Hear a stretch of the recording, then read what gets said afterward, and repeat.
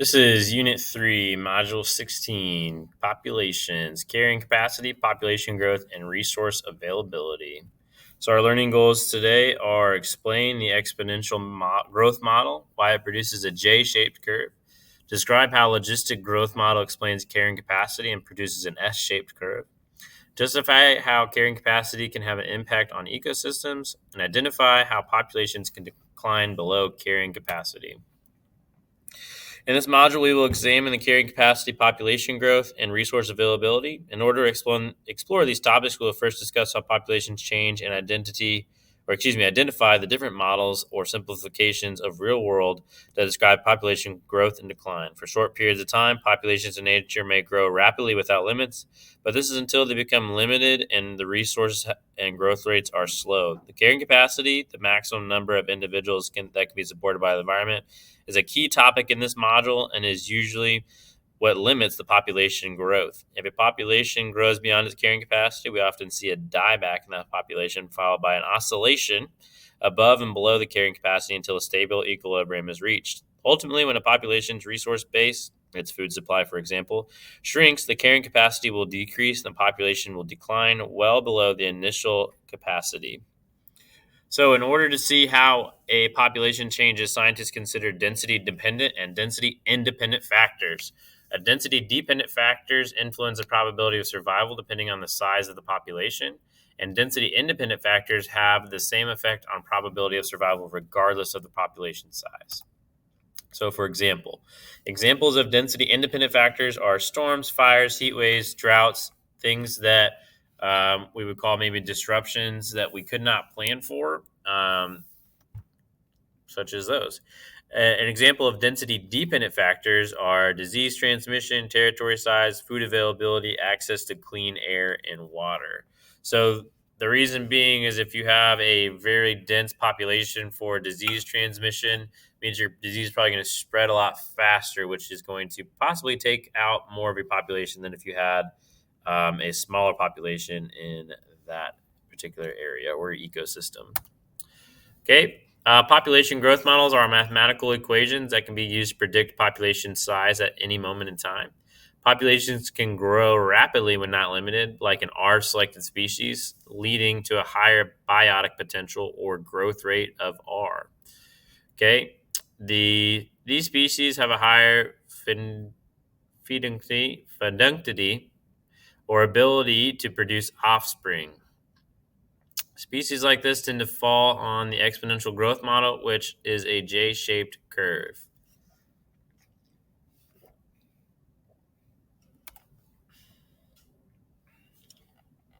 So this is our J-shaped curve, and so these species don't start out as a whole bunch, but then they see a rapid exponential growth as time goes on. And we're going to explore that exponential growth in class. But essentially, it's like, okay, 1 plus 1 is 2. So now I have 2 instead of 1.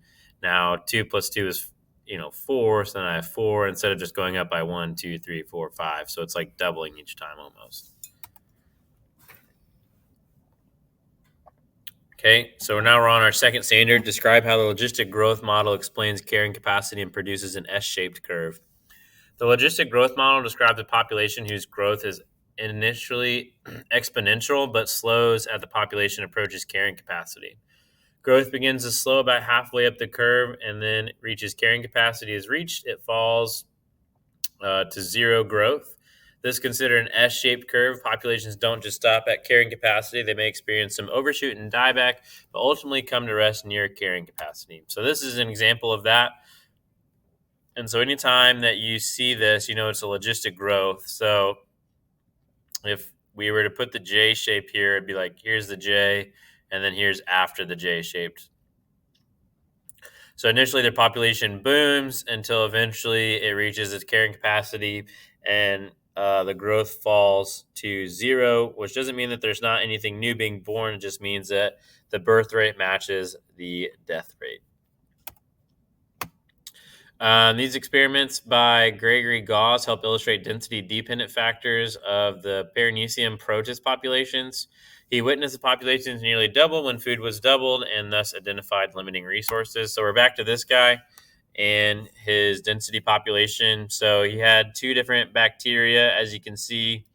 And in A, he had low food conditions. Population size of the Paraneasium initially increased rapidly, but then leveled off as their food supply became limiting.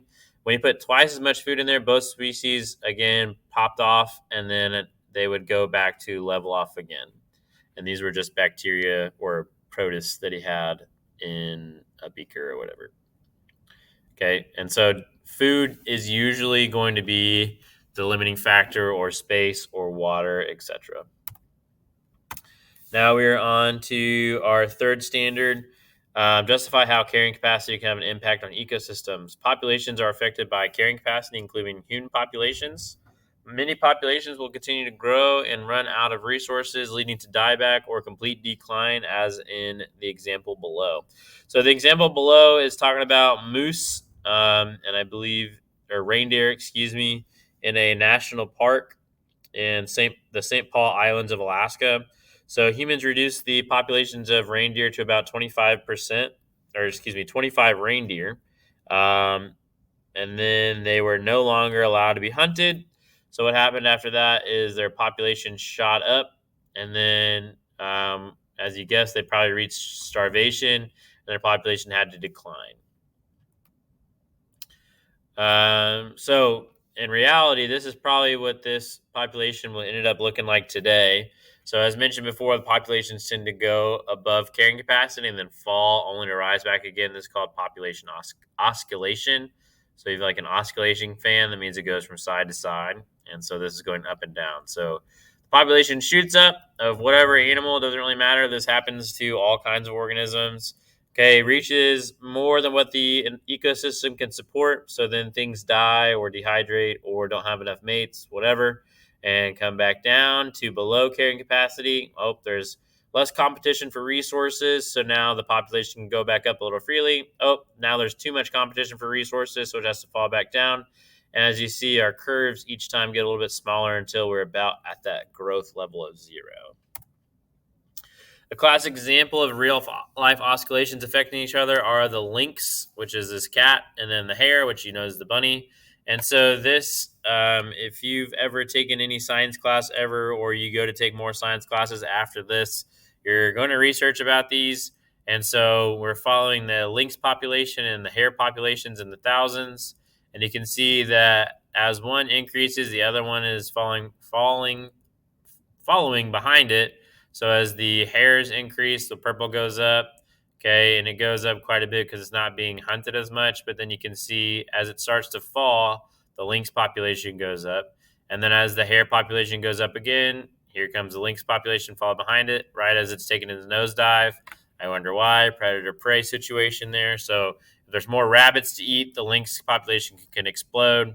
As the lynx population goes up, the rabbits go back down, which means the lynx go back down. If the lynx population goes back down, then of course the hare population could go back up because there's not as many things eating it. And so they're just following each other. If you notice, though, we kind of do some Jurassic stuff and then we start to level off here at the end. Another example of the moose and the wolves of the island royal, which shows the effect of species on decline and vice versa. So this one, they follow the study a little bit later, and the moose were too populated. So they released some wolves into the island to help control the population. And you can probably predict what happened. The moose population declined a lot initially based off of the wolves being there. The wolves grew. The wolves got a virus, which again would be a density dependent because there would have been a lot of them in one area, and started to decline. Well, you notice a few short years after that, the moose population shot back up, giving the availability to the coyote or the wolf population shoot back up, and then they fall. And it's always going to be a cat and mouse. And eventually they will be more of a flat line, keeping everybody in check, as long as there's no disruptions. So our fourth standard is identify how populations can decline below carrying capacity. So besides food, habitat can be a limiting factor for populations. Some species rely on habitat created for them by others. So for example, woodpeckers create new habitats for other species of bugs or worms, things like that. If the woodpeckers are affected by a disease, then there's less habitat for the creatures that live in their holes. This would be a good example of like a keystone species. So the American alligator creates holes in the mud, and other species will live there, or bugs will use that water source. And so when the American alligator was being overhunted, a lot of those other species had to die back as well. And that is your module 16. Let me know if you have any questions.